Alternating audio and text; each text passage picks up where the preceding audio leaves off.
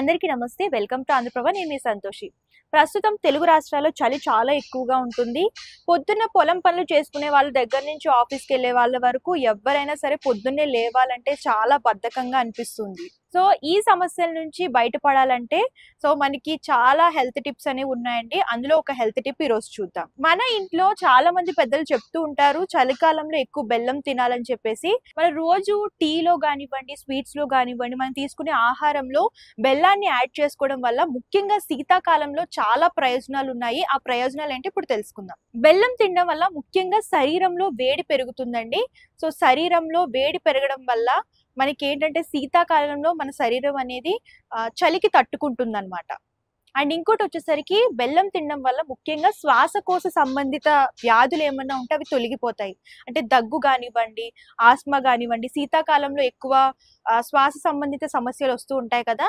అవి ఈ బెల్లం తినడం వల్ల క్లియర్ అవుతూ ఉంటాయి. మనకి ఈ ప్రాబ్లమ్స్ ఏమున్నా సరే తగ్గుతాయి. అండ్ నెక్స్ట్ వచ్చేసరికి బెల్లం తీసుకోవడం వల్ల జీర్ణ సమస్యలు కూడా మనకి చాలా మటుకు తగ్గుతూ ఉంటాయి. రోజు బెల్లం తినడం వల్ల ఏంటంటే మనకి డైజెషన్ ఫ్రీగా అవుతుంది. అలాగే పేగు కూడా మెరుగుపడుతుంది. అండ్ మనకి ఏదైనా కాన్‌స్టిట్యూషన్ ప్రాబ్లమ్ ఉంటే గనక అది తగ్గుతుంది. అండ్ దీంతో పాటు శీతాకాలం మనకి ఎక్కువ కావాల్సింది ఎనర్జీ. మనకి ఎనర్జీ కావాలి అని అనుకుంటే మనకి బెల్లంలో ఏంటంటే సహజ చక్కెరలు, అలాగే కార్బోహైడ్రేట్స్ పుష్కలంగా ఉంటాయి కాబట్టి ఈ బెల్లం తీసుకోవడం వల్ల మనకి శక్తి కూడా పెరుగుతుంది. ఈ సీజన్‌లో ఎక్కువ బెల్లం తీసుకోవడం వల్ల ఈ బెనిఫిట్స్ అయితే ఉన్నాయి. రోజువారీ ఫుడ్‌లో బెల్లాన్ని కొంచెం యాడ్ చేసుకుంటే మనకి మంచి బెనిఫిట్స్ అయితే ఉంటాయి. ఇదండి ఈరోజు టిప్. మరొక టిప్‌తో మళ్ళీ కలుద్దాం. అంతవరకు చూస్తూ ఉండండి ఆంధ్రప్రభ.